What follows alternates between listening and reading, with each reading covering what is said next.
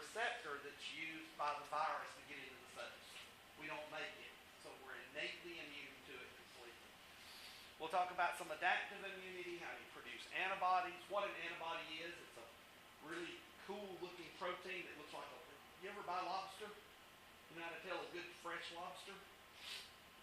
Get the angel wings. It holds its claws back like this, and it's really ready to get pissed off. It's ready to fight. That's one you would drop in the boiling water. And then we'll talk about inflammation. All right, cells and organs. 0.1% of the blood cells are leukocytes. So somewhere around 6,000 or 7,000 white blood cell count is about normal. If you have someone with an infection, that number can go up. The higher the infection, the more trouble that patient is in. There are monocytes and lymphocytes. Monocytes have one big nucleus, and some of the lymphocytes can be polymorphonuclear cells, meaning that it was one nucleus, but it's kind of broken. It's degraded, and it's broken into multiple different ones inside there. Cytokines. Cytokines are chemical messages that are used for, remember, they don't have mouths or eyes or ears or anything. So they use chemical messaging systems to communicate with one another. And that's what cytokines do. They influence the development of stem cells in the bone marrow. You produce a lot of blood cells in your lifetime. And all blood is born in the bone marrow. Let me repeat that. All blood is born in the bone marrow. B cells, like these virgin B cells, mature in the bone marrow, hence the B for bone. T cells, like the T helper cell there, goes to the thymus gland to get educated, so they mature in the thymus gland, therefore the T is going to be part of that. All right. Let's see. Whole blood is composed of plasma cells. Plasma contains proteins and other solutes. If you were to just set whole blood out, it's going to eventually separate into cells in the plasma portion. But actually, most people don't want to wait that long. They put it in a centrifuge and spin it down to separate the cells from the plasma. Serum is the portion of the blood that is not cells or clotting protein. So if you get that clear, wheat-colored serum, that may contain antibodies and things like that. But it's not going to contain a lot of the clotting factors. All right, so inside the bone marrow, you have stem cells. You have some of these pluripotent stem cells that can become any kind of blood it wants to. And I just picture it as being, I picture a warehouse full of lights. As you walk through the warehouse, you turn some lights on and some lights off, and it gives you a pattern that says, I'm going to be a white blood cell. Or if you get a different pattern, it says, I'm going to become a red blood cell. So a pluripotent stem cell just hasn't decided which genes to turn on and which genes to turn off yet. Okay. You can replicate those pluripotent stem cells over and over and over again, not to infinity, but for a long time, and produce a lot of blood cells. A patient with HIV will replicate 1 million new white blood cells daily for years before their immune system starts dropping off to the point where you get full-blown AIDS. Yes, sir. What factor decides what stem cells can become what kind of cell?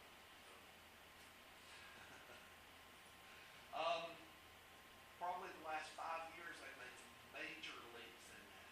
A lot of the cytokines and leukokines are involved, but it's not just that. It's also physical stimulation. All right. Capillaries are real tight. It'd be... Hey, have you seen those, the fire safety things in big buildings where it's like a big sock and you throw it out the window and you jump in and you slide down and you're all kind of... Okay, imagine little brushes being down through there, specific brushes. So as you go through, that's going to cause a stimulation response to occur. It could also be who's your neighbor. If you're next to him, you may determine or become one kind of blood cell, but if you're next to her in the back, you'll become another so many factors involved, and I don't know them all, but it's complicated. Okay. So now, you can have those that become myeloid cells or lymphoid cells. Myeloid cells are going to be kind of the workers. They're going to be doing things like making granulocytes. Granulocytes, see, they've got these multiple lobed nuclei over here. You've got neutrophils and mast cells. Mast cells have a lot of histamine. If you have allergy to bee venom or peanuts or anything, those mast cells are kind of the culprits for releasing too much of that stuff. Macrophages are the big eaters. They've got kind of a Pac-Man shaped nucleus. It's kind of hard to see on that screen, but you can see the kind of Pac-Man nucleus. And then you have dendrocytes. Now then your lymphoid precursor cells over here are going to go to the thymus gland and become T cells. Now they'll either become cytotoxic T cells, which are killer Ts, or they'll become helper T cells, CD4s. Cytotoxic T cells are known as CD8s.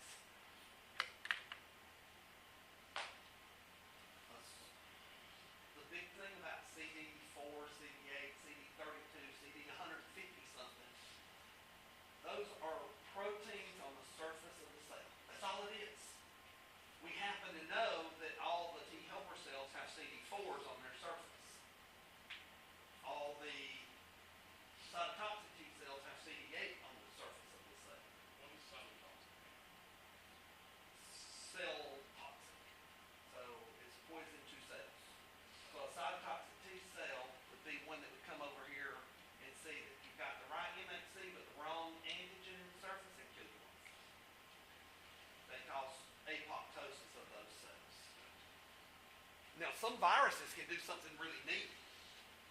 When they get inside these cells, they downregulate the production of those MHC type 1 molecules. Why would they want to do that? Exactly. So you're supposed to have 100 name tags with internal antigen on there, but the virus told you, don't produce that many more tags, produce 10. So the chances of it picking up a viral antigen on one of those 10 is greatly reduced. We want to produce enough so that the cytotoxic T cells don't kill you, because if you don't have them, it kills you. But we also want to reduce the chances of a viral antigen being expressed on the surface. That's where we come up with some really kind of smart killer cells in the system. They're called natural killer cells. They do something that the cytotoxic T cells don't. They can't. You only have 10. You're supposed to have 100 in this square area. You need to die. That's how the natural killer cells roll. They just take care of anybody that doesn't have the right number of name tags. So when these macrophages process the antigens, they put them on their surface so that they can either die or They put them on the surface to show the world what they look like. Okay. But if a cytotoxic T cell sees that it's, you said, Cytotoxic T cell will recognize MHC class 1 molecules. The macrophages are producing MHC class 2. so what's the one? What's the That's every normal cell in your body has MHC class 1. Even if it's just sitting there, if it's pseudostratified columnar epithelial in your intestines. okay, So as long as it's not a macrophage, it's got to see it.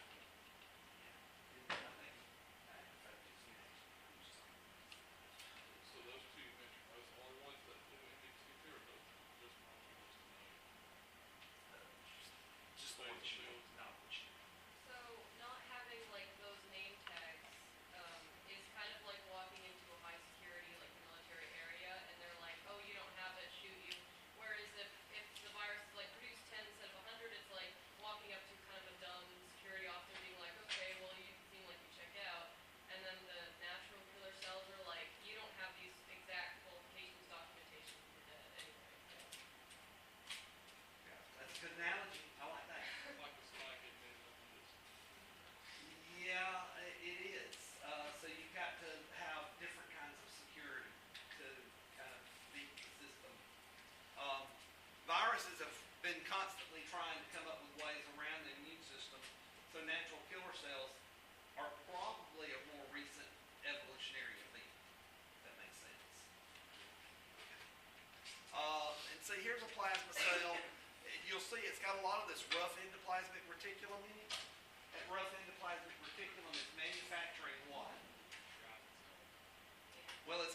ribosomes on it makes lots of protein. It's manufacturing and producing lots of antibodies, and it spits the antibodies out. So they become free-floating antibodies that are just in the blood serum. It's kind of cool the way that works. But they only live a couple of weeks. T helper, cytotoxic T cells, natural killer cells, bone marrow. Okay. Cells and organs of the immune system, the lymphatic system. What's the main function of the lymphatic system? Filters. You have interstitial fluids. You know what interstitial fluids are? I don't know, interstitial. Okay. It's fluid that's leaked out of the circulatory system and has to be collected. So if you have high blood pressure, you're leaking more, so your ankles will swell up more because of gravity. If your lymphatic system's really good and you get up and exercise, it will pick up that excess fluid and take it back to the heart through the aortic arch going into the heart and dumps that excess liquid back into the heart. And that's purely a physical pumping that it goes back into the lymphatic system. So when you get down to thin capillaries and venules, they don't have much of a cell wall, almost no muscles, so some fluid leaks out. And in order to pick it back up and take it back, you use the lymphatic system. Yes. So, a lymph node is, what's the phagocytes? Lymphocytes, like, why does it fill up with those? You get those, like, Those are the swollen- singles bar. When you get strep throat, you've got a number of white blood cells in the nodes that happen to be your tonsils. Okay, and then you not only get an increase in the number of cells, you get an increase in the size of the cells because plasma cells are larger than the virgin B cells. So your tonsils swell up and it causes that soreness in the throat. It's a physical response. You do tend to get certain populations of B cells in different areas of the body. So populations of B cells in the throat will be more for strep throats and streptococcus and those types of antigens that you get from eating, where the lymph nodes from the groin down are going to be things that would penetrate the skin and get in that way. I just said groin and turn around and do a broker neck in the hallway. So is it filling up with good things or bad things? Is that phagocytes or bad things? Phagocytes, no, that's a good thing. That's a macrophage. It's some of your basophils and neutrophils can also be phagocytic. They're eating anything that's not supposed to be there. So when they can tell that you're sick though by seeing if the lymph node is swollen in the throat. They can, and one of the earliest kind of blood tests that they would do is count the number of different kinds of granulocytes. Let's go back. See, there's some granulocytes that aren't listed on here, like eosinophils. Eosinophils, if you stain them using the recommended stains, eosinophils have bright red granules inside there. A lot of these granulocytes that have the granules in there are they're going up against big antigens. So if you got a worm that's this big and you got a little bitty blood cell that's that big, it's not going to eat the worm. It can't. So what it does is it has granules that it produces that contain toxins. And it's like, you ever watch Charmed? The girls dressed in skimpy outfits and they put their potions in there and they do it at the demons so that they go poof and disappear. You know, whatever. So that's what those are. They're little packets of toxins. And the eosinophils will run up to a big worm and they'll throw them out there and then they'll run back and create some more. And if you get enough of them, they're causing damage to the surface of the worm and it inhibits the growth of the parasite, that sort of thing. So eosinophils usually increase in numbers in response to parasites or certain allergic responses. So normally it's 1 to 6% of the white blood cells in your body will be eosinophils. That's the normal range. So if I take a sample of your blood, do a count of 100 white blood cells,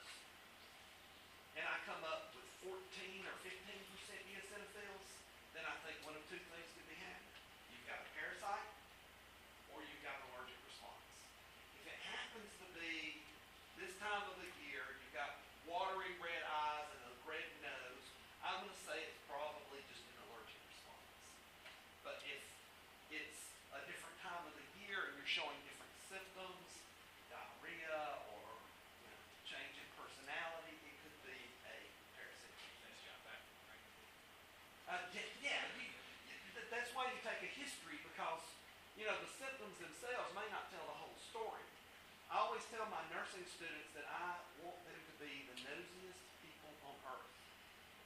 Listen to what the patients are saying when you're in there. Oh, you just went on vacation. Where'd you go? Keep a mental note of that. Because that's something the doctor needs to know. And nowadays, doctors run in the room. They're like, how are you doing today? Yeah, okay, doing fine. And they're happy. I'm sorry. It's tough. It's tough to be doctors today. They got to see so many patients to pay the bills. It makes it hard on them if they do that, doesn't it? Because they have to like generalize. They're not doing what they dreamed of doing in many cases. I've got several friends and former students that are doctors, and it's not what they thought it would be. It's the paperwork and the red tape. They love the patients, but they don't get to spend much time with the patient. So I make sure the nurses know that they're advocates for the patient.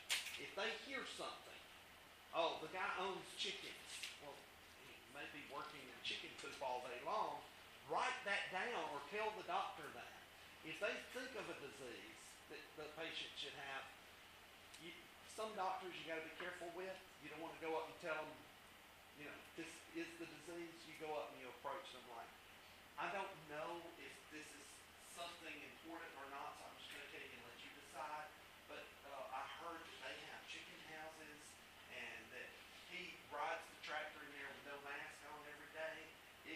Could it be something, like cystitis or, these other diseases? Throw it out there. I'm the kind of person that takes information from anywhere. I prefer a doctor that says, I don't know, let me go look it up, than one that's arrogant. But there are a few arrogant personalities that go into the medical profession.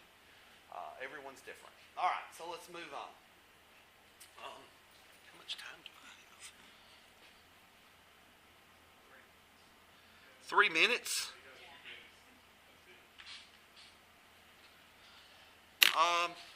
Okay, I'm going to stop there, and I made it through, 3 slides? Doing good. And I'll give you your tests back if you want them.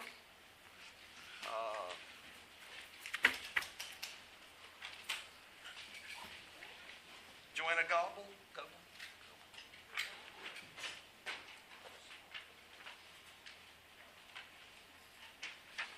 Okay, Clinton Bowman. It might be better as many people that are not here to just come on up.